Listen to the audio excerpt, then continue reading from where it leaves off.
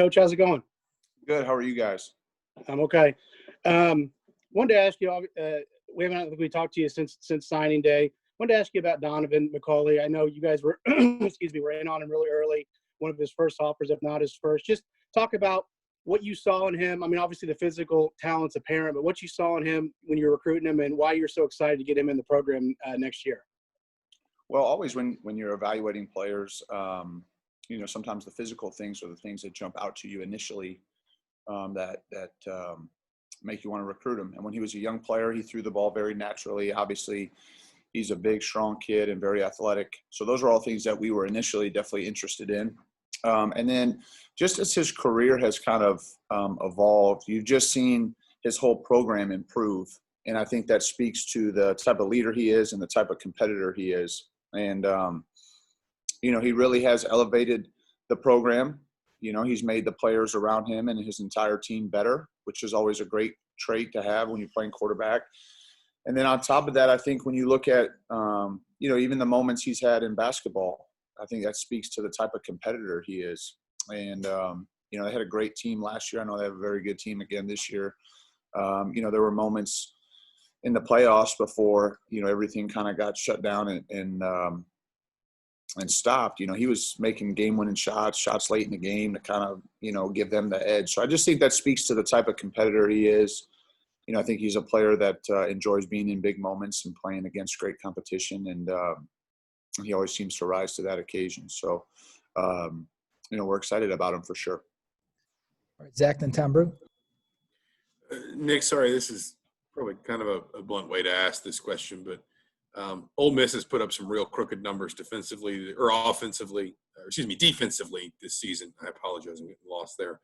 I guess you also don't know, with teams having opt-outs and COVID issues, if there's going to be absences there. I mean, again, forgive me for asking this in kind of a blunt way, but kind of how do you sift through all that and go through prep with guys when, you're even maybe seeing on film, just some glaring holes, I guess, in terms of maybe wanting to keep guys sharp and keep guys focused while obviously highlighting areas where you want to attack Ole Miss?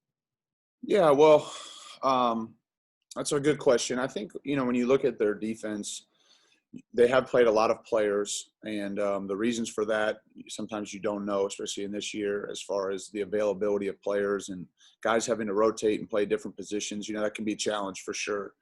I have a lot of respect for the coaches on their staff defensively. I can't say that I know them well, but I do know them. Coach Durkin, Coach Partridge, those are guys that I have familiarity with, obviously having coached in our conference, and even prior to that. I remember when Coach Partridge was a high school coach in New Jersey. And so there's coaches on the staff that I know that are excellent coaches. I think they've gone against some of the best offenses in the country, and, watch the SEC championship game between Alabama and Florida. Neither one of those teams stopped each other either. And so I think, they've gone against some really, really high-end offenses, but they have our attention without a doubt. I think if you watch enough film, you can see enough plays where guys are flashing, getting off blocks, making tackles, being strong in the back end and making, good plays on the ball. I know they would say that there's been moments where they haven't played as well as I'm sure that they would like. I recognize that, but there's plenty to grab our attention, and we know that, we're going to have to play our best, and that's how we feel every game, and certainly this one's no different. So, it'll be a great challenge for us. And I think, and I've mentioned this before, but every league, every team has had different challenges this year. I don't think any two teams have been the same. And so it's hard to speak on, what they've had to go through, with their players and their staff, and they're a new staff coming in. They had no spring practice, no fall. I mean, it was, so I can't speak to what things that they've had to go through. I just know the challenge that will be ahead for us. And, we're going to have to play well. All right, Tom, then John Blau.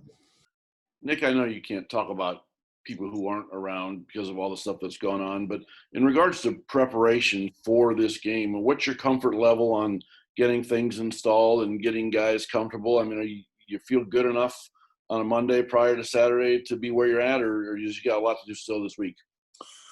We're always trying to fine tune and get ready, and definitely we will use this week to prepare. I think we've made great progress. I think we're trending in the right direction, and tomorrow will be another big day for us to prep and get ready. So it's been a process. I think Coach has put together a great plan for us to kind of gradually build towards kickoff. But there's still work to be done. There's still things that we need to just tighten up and continue to, rep and execute so that I'll be ready for the game. But I think our kids have done a nice job, and we're trending in the right direction. So, we coach through kickoff here. We don't ever stop and say that, the hay's in the barn or that we're ready to go. So this week will be important, and our kids have had a good attitude and a good work ethic to prepare themselves to play well on Saturday. All right, John, then Kevin. Obviously, with Jack, you had that one start at Wisconsin and then obviously a big break here. I mean, how much progress has he been able to make in terms of making, building chemistry with receivers and, being able to build on what he did in Wisconsin, despite the fact that you guys haven't played? Well, we were on pause, as you guys know. So there was a little bit of a brief time period where none of the players were together. And so we have worked to gradually pick that back up. And I think Jack, just like I mentioned before, Jack's continued to improve each and every day. I think the players have continued to feel more and more comfortable with him. And so we're looking for him to continue to do that. And I have confidence that he will. So, we expect Jack to play even better this game than he did last game, just like we expect that for all of our players. And, I know Jack's going to work his tail off and prepare like crazy to go play his very best game he can on Saturday. All right, Kevin, then Rick Bozich. Yeah, Coach. I'm curious about, one of the things that helped bring Jack along, I guess, at the end of the Maryland game and even in the Wisconsin game was establishing the run a little bit. How important is that going to be on Saturday, too, to, give him some balance with some of the backs that you have? And are all your backs healthy going into this game, too? Yeah, we expect everybody to be available. And that is important. It just helps you control the game. When you're able to run the ball effectively and efficiently, I know there's been times where we certainly have not done that. And there's been other moments, that you've mentioned where we've been better. I thought we ran the ball better against Wisconsin, which was obviously, they're the top defense in our league statistically. But I didn't think, I thought we had more positive plays. There was more efficiency. Obviously, we didn't have a bunch of explosive plays in the game in general, but I just thought we were better. I thought we blocked better, ran better.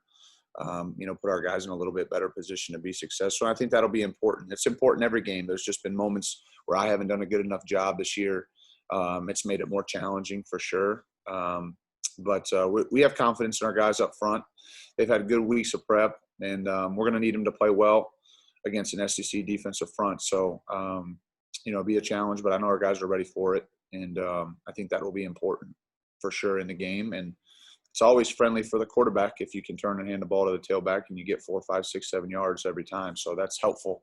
And I know Jack would tell you the same thing. Rick and then Paul. Yeah, Nick, the last game was Jack's first and only start so far, and he had success. Can you see more confidence in him as a result of that? And because he has gotten some experience, has the playbook become any broader for him? And lastly, is Dexter the backup? Dexter is the backup, and I think it can't do it. I mean, you probably have to ask Jack that, but I would only imagine that it gives him confidence.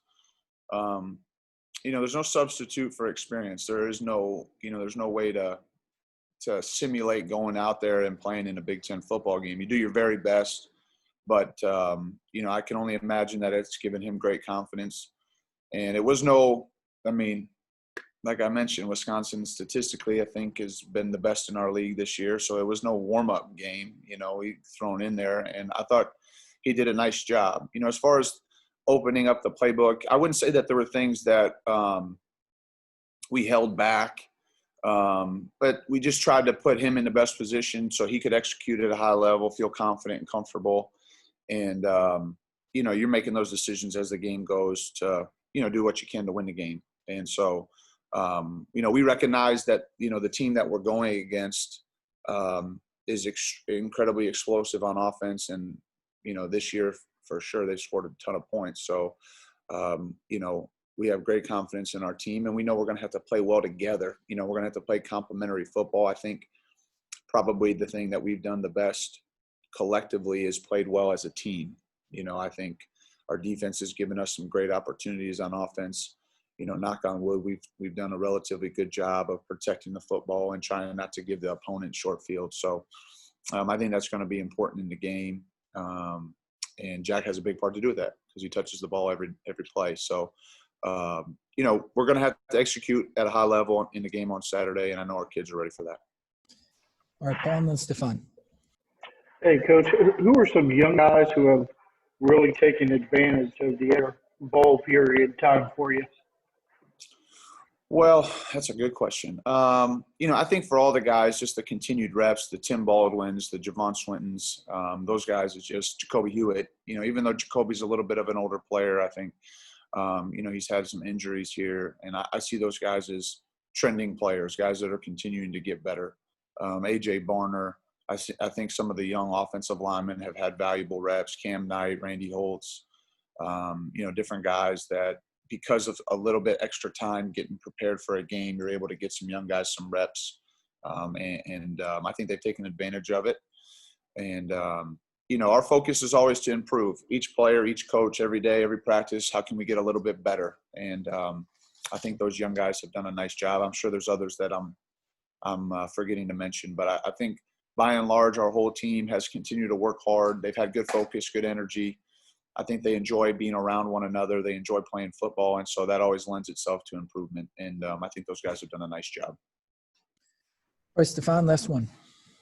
Nick, with Ty Freifogel being named to the All-American team, I mean, how exciting is that for you to have him, get that national attention? And along with that, I mean, what does that say about the work Grant Hurd does in terms of, developing wide receivers like Nick or like Ty, I should say?